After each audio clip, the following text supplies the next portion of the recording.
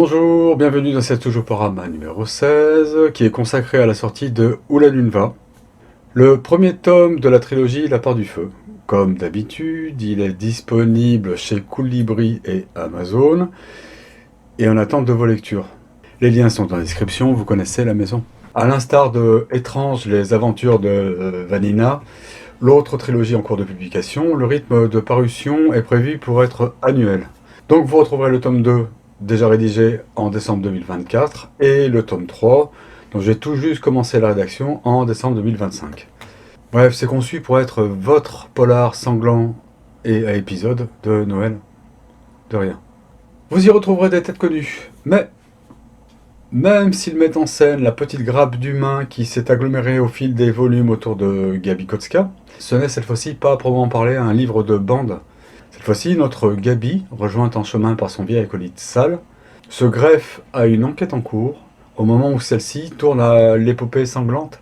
On garde une humeur déconnante et en biais, dans un contexte assez sordide et violent. Je me dois d'avertir les âmes sensibles. Ça peut rigoler, mais c'est un vrai trigger warning, comme on dit sur Booktube. Un vrai traumavertissement, comme on dit à Growlibing. L'action débute en 2038, un peu après les événements relatés dans La Vie en Rose, et à Odina, une île fluviale qui n'est accessible que via un bac qui la relie à intervalles réguliers à la terre ferme. Et sinon en barque ou à la nage pour les plus téméraires. Et l'histoire ne dit pas si Jésus y a traversé à pied.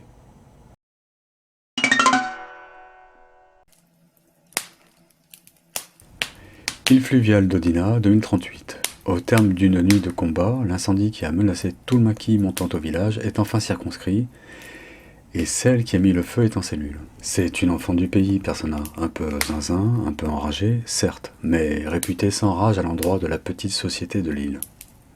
Quelle mouche l'a piqué?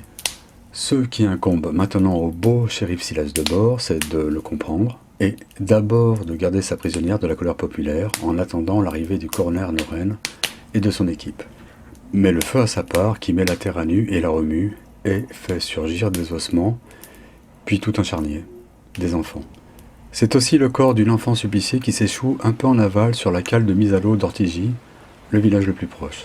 L'enfant porte les marques distinctives de la communauté Numunu. La shérif locale, Gabrielle Kotska, depuis peu en poste, fait le lien avec les macabres découvertes du comté voisin et achemine elle-même le corps jusqu'à l'île en réquisitionnant le camion poissonnerie de la caravane du marché ambulant.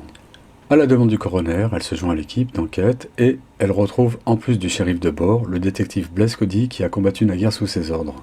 Quand on découvre un deuxième ossuaire, il apparaît évident pour le trio que Persona, la jeune pyromane détenue en ville, en sait plus qu'elle ne le dit, et qu'on n'est qu'au début d'entrevoir l'ampleur des atrocités que son acte incendiaire a révélées. Dans ce volume, je me suis attaché à un territoire imaginaire, à sa population et à ses us et coutumes, que je ne décris ni n'explicite plus que le contexte plus général d'une dystopie tordue, qui est la géopolitique qui fait la loi dans ce coin du monde. Je ne fais pas le détail, je raconte juste une histoire, et les règles en vigueur, et les forces en présence, se révèlent dans le cours de la narration, s'il est utile que je les révèle. Sinon, je laisse le lecteur bricoler.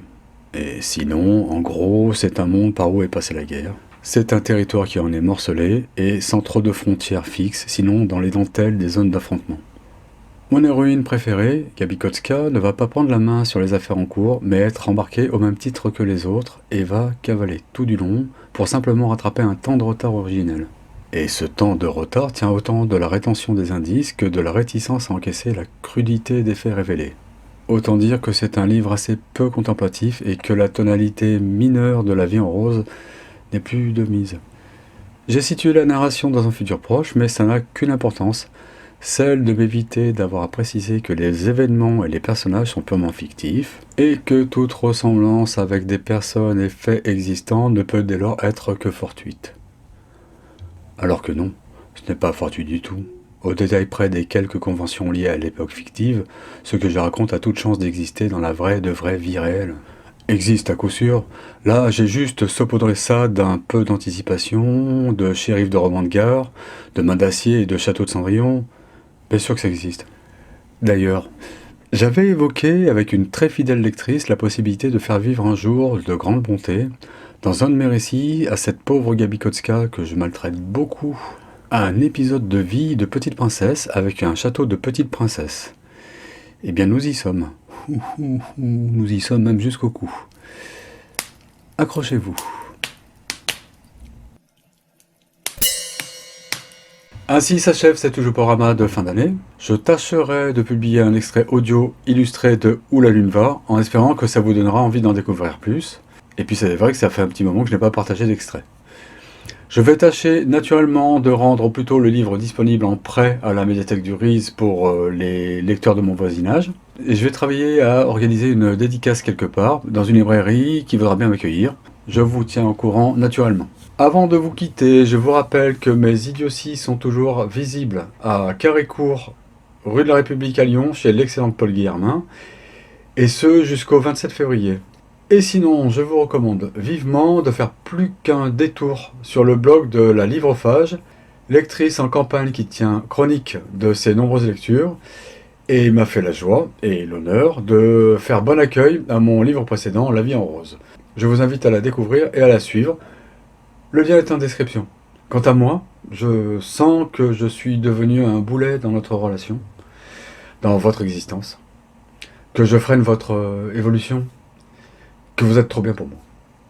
Donc je me sacrifie, je vous quitte là. À la prochaine. À tous les enfants qui sont obéissants, nous allons dire au revoir en passant. Au revoir les